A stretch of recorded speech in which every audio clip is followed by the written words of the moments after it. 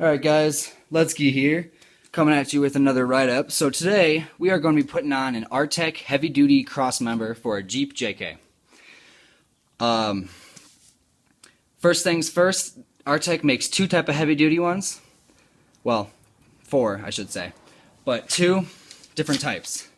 One's for the 07 to 12, I believe. And then another one's 13 and new, just because you know that your transmission and everything changed, so the brackets, the mounting all changed.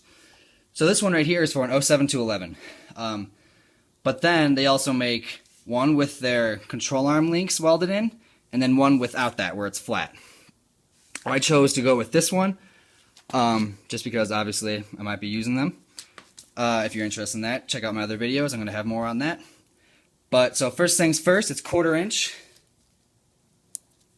All the way around. And what you want to do first when you get yours is just make sure a couple things are proper, just because parts that get mass produced, you know, can get messed up. Not saying they will. So what you want to do is make sure holes that go through are able to go through. This right here is my bottom.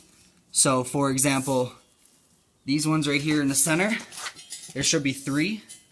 One right there, one right there, and one right there. You just want to make sure those actually go through, because there's a nut, a bolt that goes through here, and that's what holds up your transmission and transfer case. So those are the most important, so make sure those go through. It's okay if other ones don't. Like for example this bottom one, that's fine. Then you can see that it has, you know, the two mounting sides here. Ones there that go all the way through. And yeah, so that's basically it. So to get your stock one off, thing's heavy, you are going to need a couple tools. First is an 18mm socket of some sort. I'm using an impact, and an 18mm wrench. You'll also, with this, you will also need either a 16mm or a 5/8. This one, 5/8, it has to be a deep socket. It's for the one that goes through the crossmember here. There's three of them, like I said. One there, one there, and one there. That's what holds up your transmission. So when you get those, they come out like this. So there's three of those. You'll also need something to hold up your transfer case and transmission. Chances are it's not going to drop on you, but for safety sake, it's not really worth getting a bash skull in for a new crossmember. So I just have a jack. It doesn't need to be anything heavy duty. Just needs to hold up that while you're changing them out, putting a new one in. So then once you get those three out, you're going to want to get these side mounts out. So let's start with the skid plates here. There's two bolts here, again 18mm. Then there's 1, 2, 3 in the center there. Mine were already out. And so once you get all those out, you're gonna have four more bolts left. Two of them, trying to get here, move around, are on the front side right here. These are both 18mm. For this, you'll need the impact gun on one side, or the wrench, or whatever you're using on the one side. And then you'll also want a wrench on the other side here. As you can see, there's two more. And your skid's right here, so it makes it a little bit difficult. But once you get the first one off, you can easily reach the second one, or go in from the inside and reach the second one. Just be careful when it loosens, and it's going to want to rip the wrench, and you don't want to smash your hand. So let's get that out so I can compare the two here. So stick with me. Alright, cool. So we got the stock one out.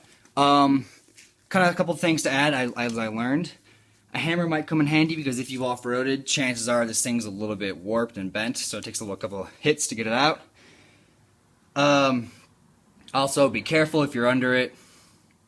If it does drop out easily, you know, it's just, again, be careful. So let's compare the two here. Here you can just hear the sound difference. You see how thin that is? It's like 1/8 inch flimsy sheet metal. Then the Artec one, 1/4 inch all the way through. Beef.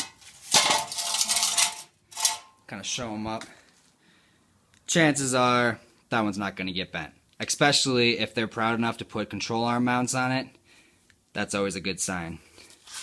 So now what we're going to do is line this one back up to where line the new one up to where the old one was.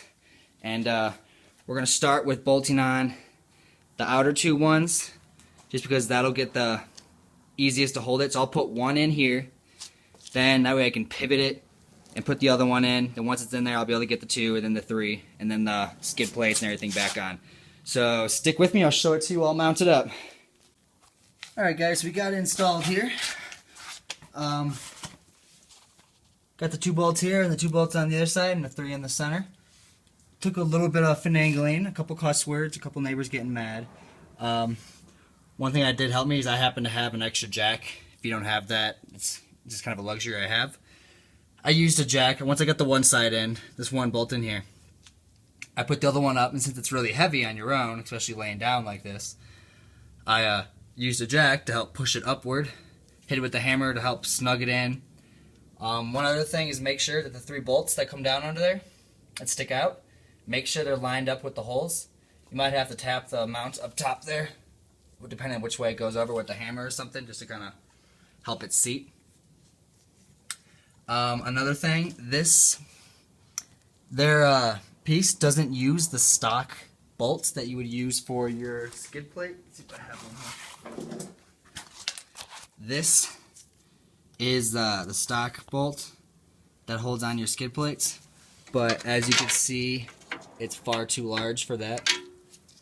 I'll post up at the beginning of this video which bolt it is. I don't know off the top of my head right now, but because they have this set up for their skid plates, it uses the same holes, but it doesn't use the same bolts. So again, this is the Artec Crossmember, heavy duty Crossmember. This one happens to be the one with the control arm mounts. You can see there's one, and then the other comes close to your bar, to your exhaust there. If you have any questions, comment them below. I'll do my best to get back to you. Subscribe for more videos like this, and like if this helped you out.